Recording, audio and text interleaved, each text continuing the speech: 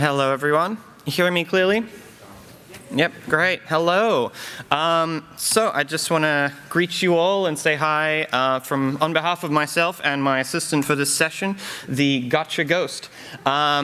Essentially, I'm going to go through the session. I'm going to bolt through pretty quick. I have a lot of slides, but you're going to have a chance to question at the end. So if you don't understand anything, just let me know. I'll also basically be going through a number of different pieces of the architecture, and then I'm going to give you the rundown, and then I'm going to give you a few gotchas of the sorts of stuff that we hit as we went, so that you don't have the same issues. So a little bit about me.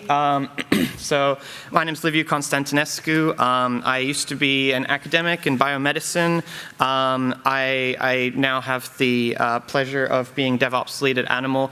My role is mostly cloud transformation at the moment. It's a lot of the build that you see today was done by me. I'm also fortunate to be able to work as a comic artist with the lovely Hannah in the front row there. Thank you, Hannah. And also Cloud Native Studios, you may have heard of, is a Discord community that's that's spun out of SIGGRAPH last year. And I'm heading that with a number of different people from across the industry. But if you're eager to talk about these kinds of technical issues that we'll introduce today, you can actually scan that, join our Discord, and ask me some questions directly. There's a very big professional community in there with experience on a lot of cloud native topics. So let me jump into the Nimble Architecture. So first of all, we're going to do it like Hinge and just scribble out some things.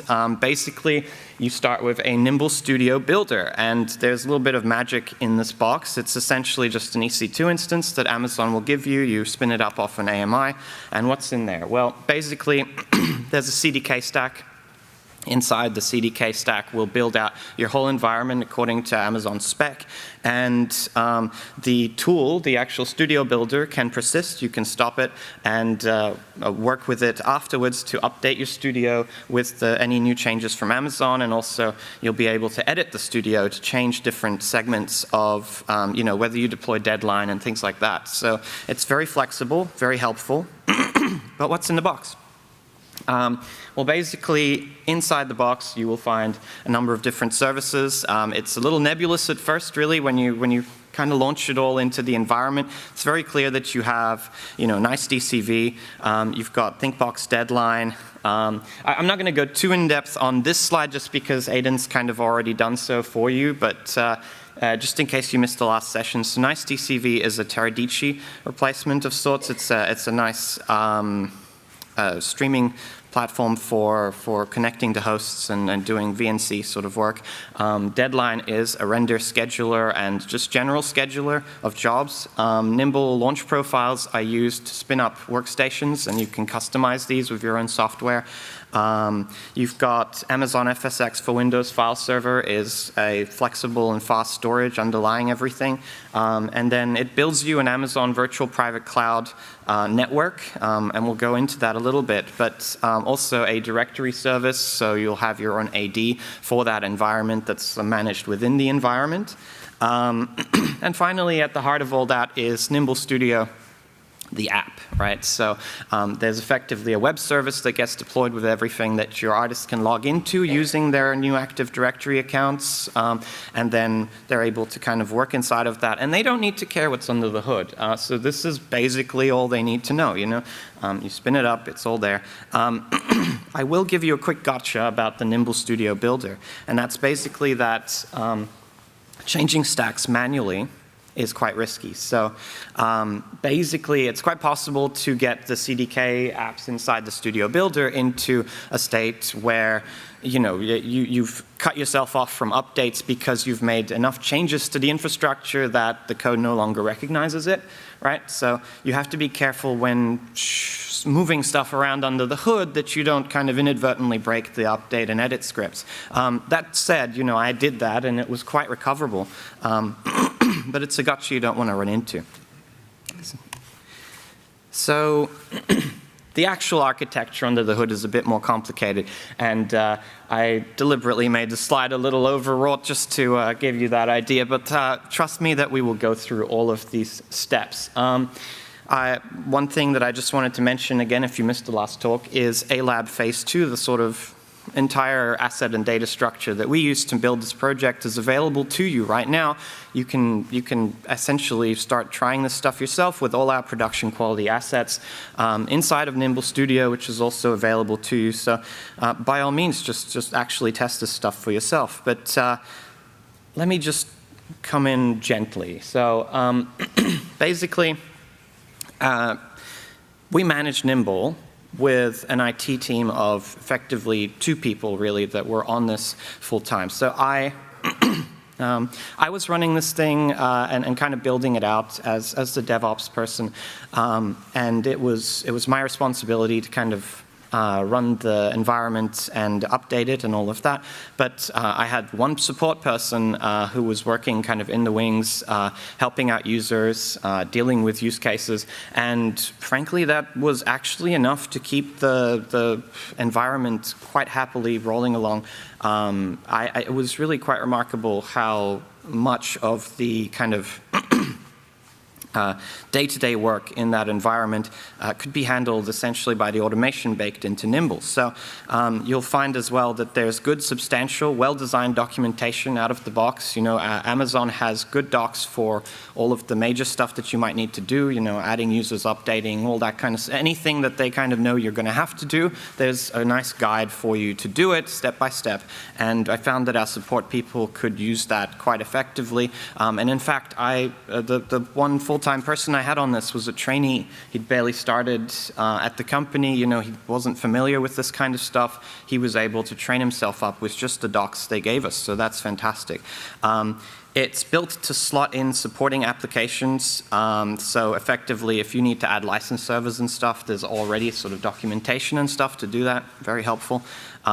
It deploys an excellent sort of managed Microsoft Windows ecosystem. So if you're running on Windows, I can't speak as much to the Linux experience, but Windows, it all works out of the box. You know, you've got that ID server already deployed, and then profiles and user stuff, there's already a nice disk and everything. So out of the box, the Nimble Studio Builder gives you a working Windows environment that does a good job. And I guess the main thing that this team, your support team will be responsible for is updating the sort of Amazon machine images under the hood and doing comms with the group, essentially, as you want to deploy new software and products and plugins and everything to your artists, you have to have someone build out those machines. There's still a couple of rough edges on that process. You know, you have to kind of do it outside of Nimble and build out the machine and sort of inject that into Nimble, but it's straightforward and well documented. So the real gotchas here are just the kinds of stuff that you maybe wouldn't expect. So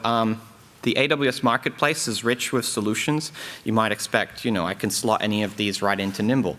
In future, yes, you probably will be able to, but I just want to say that if it's on the AWS Marketplace, excuse me, that doesn't necessarily mean that it's fully compatible with Nimble. So, you know, you may have to do a bit of tweaking to get everything in, and Perforce is a good example of that I'll talk about. There's also some difficulty monitoring the environment without giving someone access rights. It's the permissions aren't as fine-grained as all that just yet, you know. So for Aidan and Stephanie, for instance, to look at people's user sessions and kind of police things a little bit, I needed to give them full admin on the environment, and that carries some risk. So again, that's going to be buffed out as we go, and small price to pay, but it's worth noting. The AMI workflow as well can lead to delays if you don't kind of think through that. So they mentioned in the previous talk you need to be aware of that delay that you introduce by rolling out new images to users. If a user has stopped their Nimble machine, they can get it back in 2 to 3 minutes. It's really very clean. But if you're deploying new software plugins and stuff to them, you know, in the morning they might have to spin up a fresh machine off of that build, and doing that is going to take time, which you need to account for. And similarly, you know, if there's a managed AD in the system, if your AD accounts go out of sync with the accounts outside of the system, like in your studio, you may find that licensing and other things start to break. So you want to make sure that stuff like Autodesk, for instance, where the license servers are looking at user accounts, isn't double charging you for that kind of stuff. So just be aware of that kind of thing, and you'll go very well with Nimble.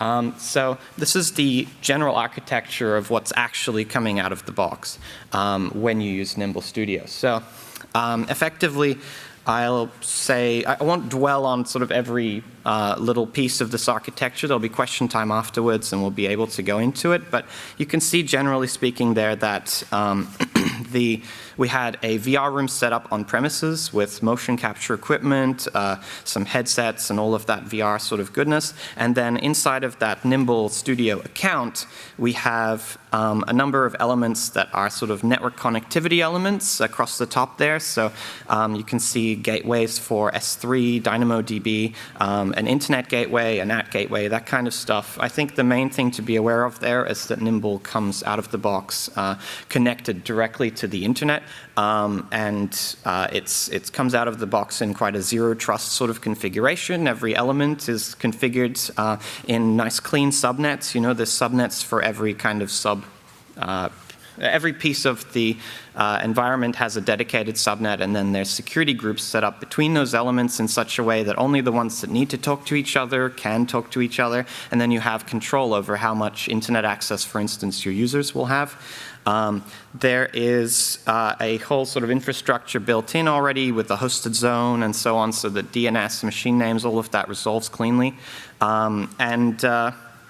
Generally speaking, the main pieces that you get out of this is really the stuff that I covered earlier, your nice DCV environment and so on. But there's a few pieces under the hood that maybe aren't as clear. You know, there's S3 buckets and things that are used internally for management of things. There is an identity and management system that ties into that AD and allows people to log in directly. There's actually Amazon single sign-on built in, so you're able to get your users to single sign-on, use your two-factor authentication, anything that you might be used to from like Okta and the like, that's actually built into the system already, which is very nice and clean. And actually, it's quite possible to integrate that with your on-premises environment if you'd like. But the more you kind of tweak this stuff, the more you run the risk of overcomplicating things. So we actually ended up keeping the existing directory service that was that came out of the box and just syncing it kind of with what we had on-prem. You have storage and stuff set up in its own subnet and cleanly kind of configured to run on your workstations. But there's an interesting gotcha here, which is that your workstations aren't actually in the account that you think they are, right? They are not deployed to your account. They're deployed into AWS's account. And what you see in your account is a set of network cards, effectively, so ENIs, Elastic Network Interfaces, which effectively you're just kind of seeing the network card poking out of some other account. And you're able to run security groups and stuff against that piece and essentially treat it as the machine. But you should be aware that the machine isn't really running in your account, so it won't see the sort of stuff that you have deployed there. You can use security groups and so forth to ensure that these can connect to each other, but it's important to be aware of that distinction. So I'll go into more detail later, but I just want to bolt through all the main kind of pieces of the infrastructure, and then you can ask me about any details. And again, be aware that you can access us directly via Discord and so on. So we had a VR room on premises. I think there's some interesting considerations to be had when doing that. Specifically, we had to decide whether to kind of try to connect that machine into the Nimble ecosystem via a direct connect, or whether we wanted to use kind of public routing across the internet and just sort of simplify that boundary. We chose to simplify because the assets that we used in our environment are effectively the same ones we're giving away to you now at SIGGRAPH, so there was not as much risk of sort of exfiltration of data and so on. We planned to give those away. If you're doing it on a project that carries some risk, I would suggest a direct connect is quite viable in the sense, but you will have to essentially do what you do to connect your on-prem network to AWS Cloud and join those networks, which carries some security work and firewall work and other stuff that we didn't necessarily have to do in our build. There's also an asset transfer and sync cost. You know, like if you've got machines outside of Nimble that need to work with Nimble, you need to factor in the need to kind of isolate those machines from the rest of your content network, because they're effectively on the internet if you've put Nimble on the internet. So you might be quite sensitive about putting those internet machines into your content center at work. But then also asset transfer, you need your people on-prem to be aware of kind of how to move data in and out of that system. And since it's online, that's not a huge difficulty, but you have to have a plan for it. Now, VR and motion capture is interesting. We tried essentially to have all the VR work and so on happen inside of Nimble. We built a one-to-one model of the desk that's part of that A-Lab setup.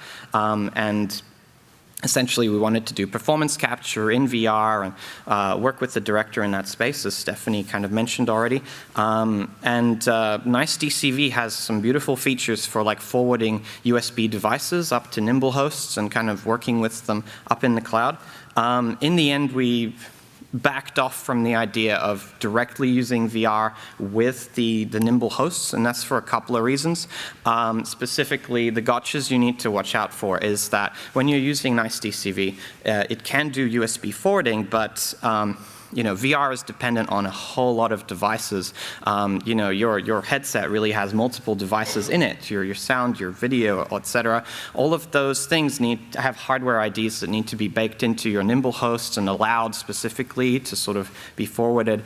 There's also, for mocap, we had devices that are effectively for DRM. You had to lock that hardware into the system and ensure that people weren't using it unlicensed, and all of that kind of stuff adds a lot of, there are issues there that aren't just the latency of trying to stream video across the headset. We had Steam VR and Oculus kind of in the mix, and Steam VR and Oculus have this whole array of kind of little blockers that, they've just got apps within apps within apps, all of which use the drivers in various ways. We found that it almost wasn't worth solving a lot of the issues at some point because we could use those machines looped directly into Nimble and pull the data off of Perforce. The Nimble hosts as well, we found that if the drivers were to kind of break with the workstation machines that come out of the cloud, you could blue screen your machine and effectively just lose that instance and have to rebuild it. So it just, I would say that at the moment, doing VR straight out of the cloud is an unnecessary extravagance. I think it works beautifully well just hooking it up from on-prem. I won't say too much about Deadline. It's a render scheduler. It integrates to most major creative machines. It's got limited compatibility with Unreal Engine 5 because that's all very new right now. But effectively, we had to put in a lot of effort to try to get those things to play well together. You won't have to do that because we did it for you. So AWS already knows how to make this all work for you. So enjoy that because it did take some work for us. But most of that was due to the fact that Unreal really is still quite fresh out of the box. And there's a plugin coming to simplify all this. But one thing that will still be a potential gotcha for you is that Deadline in Nimble is designed for scale. So when it's deployed by the Deadline builder, you will get something that's intended to run a studio, which might be over-provisioned for your particular needs. So you'll want to actually either kind of build it manual the way that we did, like we built it by hand at the scale and the spec that we needed for our project. It's quite easy to do, and I suggest that it's not a bad thing to do for learning purposes. But if you use the one right out of the box, just be aware it's designed for scale. You can tweak some of these things down quite substantially without affecting the performance. When it comes to Perforce, it's the best-in-class version control for this use case. It's very, it's fast. It works with large files. It integrates with Unreal Editor. It supports a basic asset check-in, check-out sort of workflow, and it will sync your environments and teams nicely. I'm showing here the diagram of essentially what our Perforce architecture was, and it's quite simple.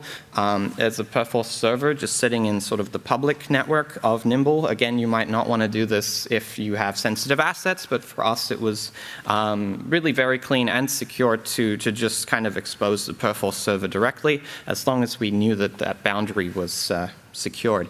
We actually had the data for Perforce running off of Amazon FSx, so it would mount the FSx volume, and Deadline and the workstations could consume stuff directly off the Perforce server, as could the on-prem workstations, which were connecting across the internet and would pull data off it as if it were, a GitHub or something like that. The real things to be aware of with Perforce is you will need to change the security groups and stuff inside of Nimble, and that means you're assuming responsibility, basically, for doing that properly and not breaking the system. It's a risk to be aware of. You need someone who kind of understands how all these things work, and it's easy to kind of bust open your security boundary if you don't understand what you're doing. There is a bit of a delay on startup when users are kind of pulling data from Perforce as well. So be aware of if you're building the machine from scratch, you'll also have to account for the time it takes people to kind of pull in the assets off the server, which on top of the bake times for Unreal Engine and the the actual startup time of the machine can add up to a bit. So you might want people to kind of come in early and just hit start on the machine, and then you can get scripting to do all of that before they need it. Otherwise, you'll have people waiting. The plugins, I will caution as well for Deadline, assume that you'll be pulling stuff off the repository and rendering, which, again, takes the time to actually pull and build and do all of that.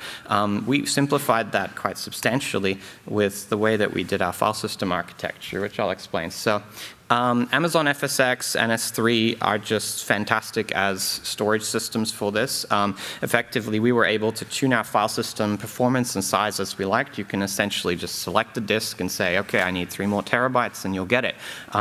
It's a little harder to scale it back down, but the effect is that you're able to kind of say, have the storage grow with the needs of the project, and it's also very easy. I had a number of users say, I've lost all my assets, I broke everything because we're not that familiar with Perforce yet, I need to get my files back. And FSx has a nice built-in backup pipeline and engine, and it all just allows you to kind of spin up a new FSx disk. You'll attach it based on a snapshot, they can get all their files back off, and they're all rolling again. And that's all very clean. You can delete it again afterwards, so the cost impact is minimal because you're only charged kind of on a per hour basis. So it also integrates very nicely into the machines using the AMI and the launch profiles that you create in Nimble.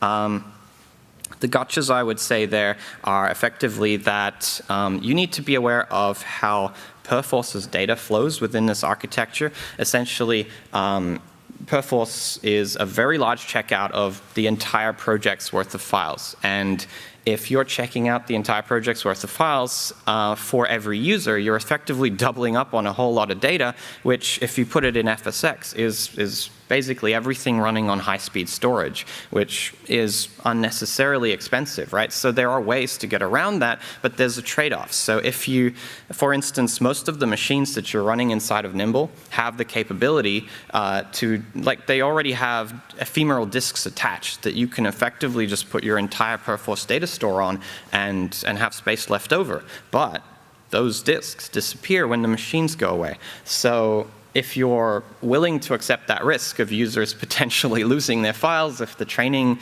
isn't up to it, then, that's beautiful. Or if you're willing to accept that extra duplication of putting everyone's local copies on the FSx high-speed disk, as we were, you've got that nice backup engine and everything all set up. But Nimble's very flexible, so you can do a sort of in-between of those, but you need to be aware of that.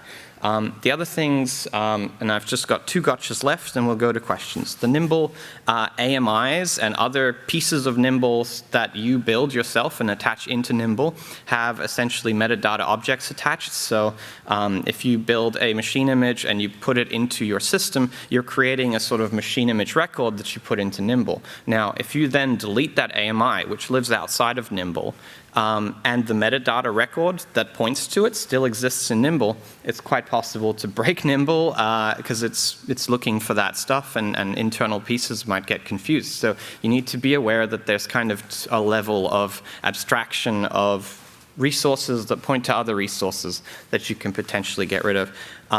So you just need to be very careful to keep those meta elements in line with the real elements in your account. And finally, file transfer between the Studio and Nimble, as I mentioned, is important to have a workflow for. So we used our digital resources team's existing kind of delivery mechanism for clients to deliver files into Nimble and allow them to be downloaded. But obviously that adds some complexity to the pipelines, and your people might have to wait for stuff to come off the content network and into Nimble, so you have to be aware of that. So that's the major elements of Nimble. There's a lot of stuff here. I'm going to take questions on all of it. But before I do, I just want to quickly acknowledge all of the wonderful people that worked with me on this. We had people from Epic Games, AWS, and all around Animal Logic doing a great job to kind of manage the chaos of a new environment and all of this stuff. So it takes a village. Thank you all for your help.